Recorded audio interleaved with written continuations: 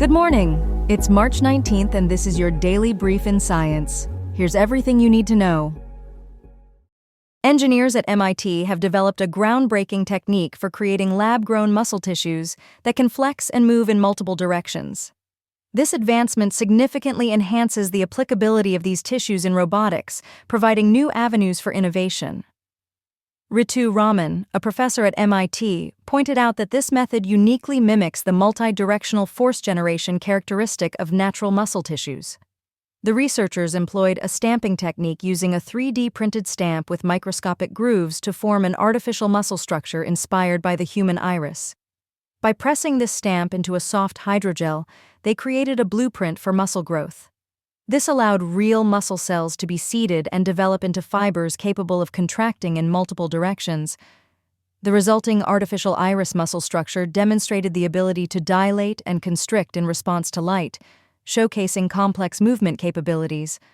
This new development marks a significant improvement over previous lab-grown muscle fibers that only allowed contraction in one plane.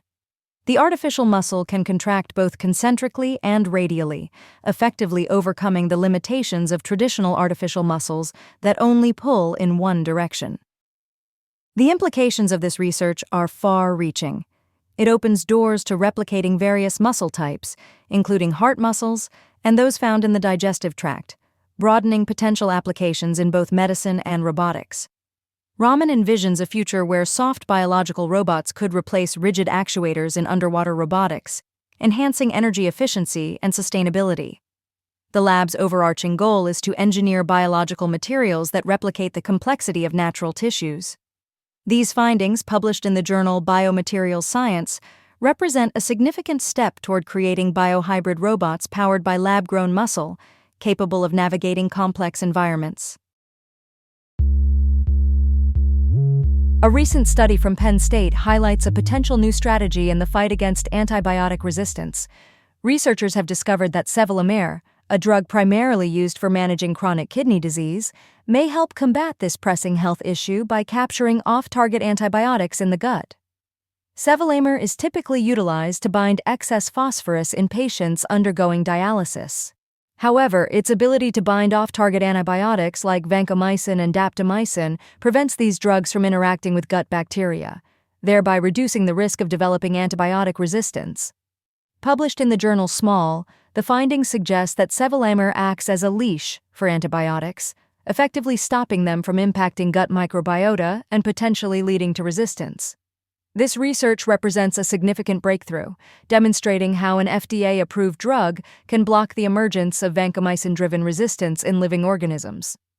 Given sevelamer's established safety profile, it emerges as a strong candidate for clinical application in addressing antimicrobial resistance. Future plans include clinical trials to evaluate its effectiveness in human patients receiving antibiotics, particularly vancomycin and daptomycin, while also exploring its potential against other antibiotic classes. Vancomycin is often prescribed for enterococci infections, but rising bacterial resistance has forced clinicians to turn to daptomycin as a last resort. Researchers noted that around 5% to 10% of intravenously administered antibiotics escape into the gastrointestinal tract, contributing to resistance development among gut bacteria. The study emphasizes the promise of developing anti-antibiotics like sevelamer to capture off-target antibiotics, preserving the efficacy of existing treatments rather than solely focusing on creating stronger alternatives. In experiments with mice, sevelamer successfully captured low concentrations of daptomycin and vancomycin, blocking their antibiotic activity both in vitro and in vivo. The growing use of antibiotics has led to the evolution of resistant bacteria, a significant public health concern underscored by the CDC.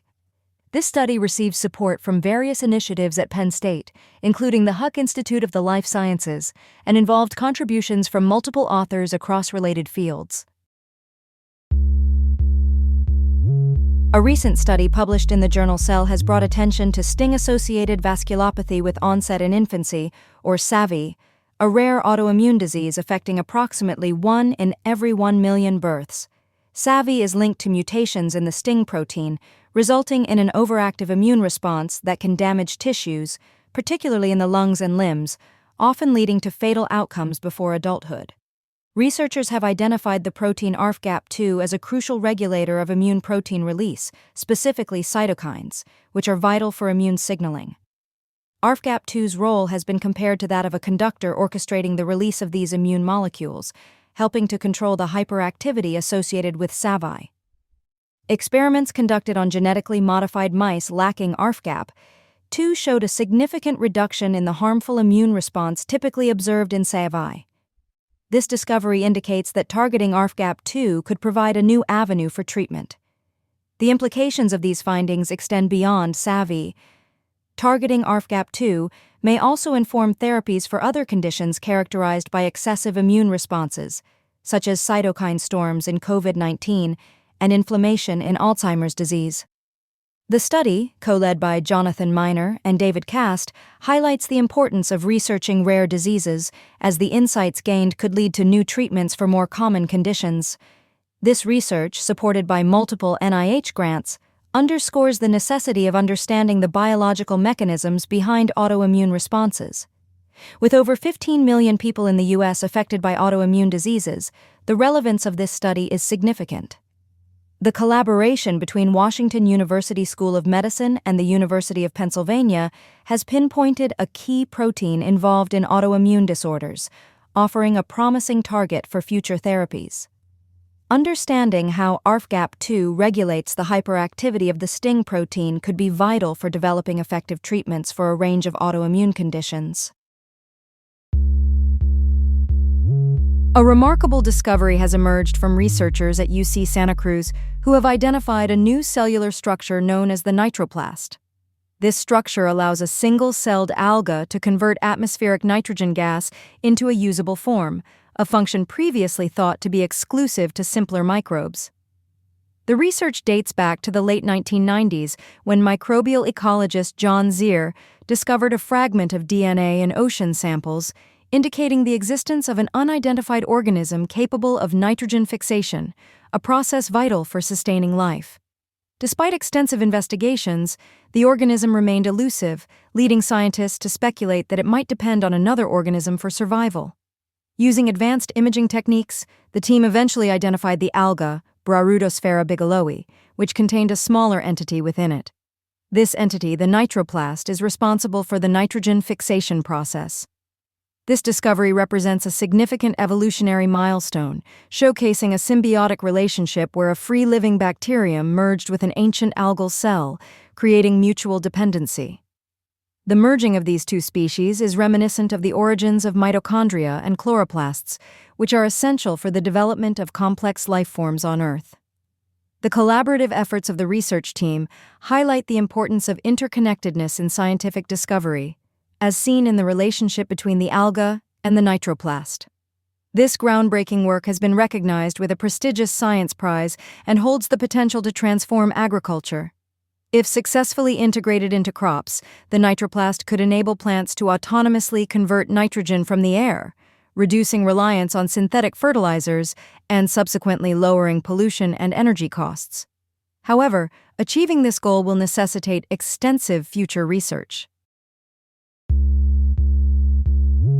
In a remarkable twist for paleontology, a discovery made in 2005 by Dr. Mary Schweitzer and her team has significantly altered our understanding of fossil preservation. They found soft tissues, blood vessels, and cells in a Tyrannosaurus rex fossil, challenging the long-held belief that such materials could not survive for millions of years. Before this groundbreaking finding, the focus of paleontologists was primarily on hard fossilized materials. The prevailing assumption was that soft tissues and biomolecules broke down shortly after death. Initially, the discovery faced skepticism, but subsequent studies confirmed its validity, opening new avenues for research into the preservation of biomolecules over geological time. This breakthrough has sparked further searches for similar evidence across various dinosaur fossils, revealing a complex preservation process. Scientists have developed advanced techniques to study these fossilized cells, utilizing high-powered microscopy and chemical analysis to ensure that the structures remain uncontaminated by modern substances. The preserved genetic material found in these ancient tissues provides critical data for tracing the evolutionary history of life on Earth. This research not only connects extinct creatures to modern animals, but also offers insights into the biology and evolution of extinct species, including their metabolism and environmental interactions. Future research is expected to delve into advanced preservation techniques and detailed molecular analyses, with goals that include reconstructing the genomes of long-extinct species. Additionally, these discoveries hold implications for astrobiology, potentially informing scientists about the possibilities of life in extreme environments beyond Earth. This has been your Daily Brief in Science. To read more about these stories, follow the links in the episode bio. You can also subscribe to these updates via email at www.brief.news. For more daily podcasts about the topics you love, visit brief.news/podcasts. Tune in tomorrow. We'll be back with everything you need to know.